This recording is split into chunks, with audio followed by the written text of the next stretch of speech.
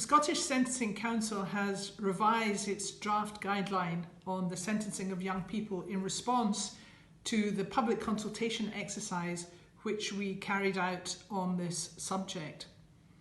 In that exercise, we found that there was broad public consensus or support for rehabilitation being placed as a key element in the sentencing of young people.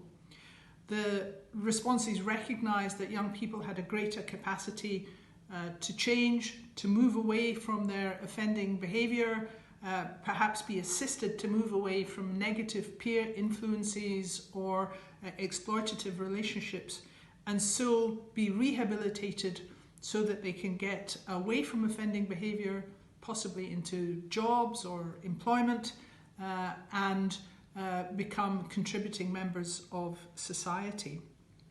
The guideline therefore places rehabilitation as a primary consideration in the sentencing of young people. We did make a number of changes to the guideline in response to the public consultation. One of those was to emphasise that the other guidelines, process guideline and the principles and purposes guideline, continue to apply. That means that the impact on a victim continues to be something that must be taken into account in sentencing in every case, including sentencing of a young person. The impact on a victim is part of the assessment of harm and is therefore critical to the assessment of the seriousness of the offence, and that will continue to be the case in relation to the sentencing of young people.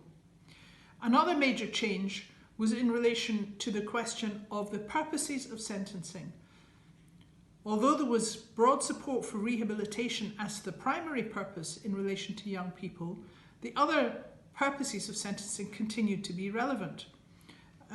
Our view was that that was indeed the case, and that the principles and purposes guideline, which identifies other purposes of sentencing such as punishment and protection of the public, would be relevant in appropriate circumstances when sentencing young people. However, because of uncertainty from some of our responders as to whether that was the case, we have clarified that in the revised guideline. The age of a young person has been defined as someone up to the age of 25.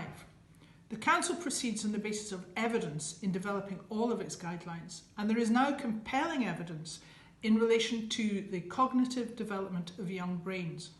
In particular, that aspect of cognitive development which affects self-control, judgment in decision-making, thinking through the consequences of one's actions, including the impact on a potential victim of one's conduct, and assessment of risk, continues to develop up to the age of 25.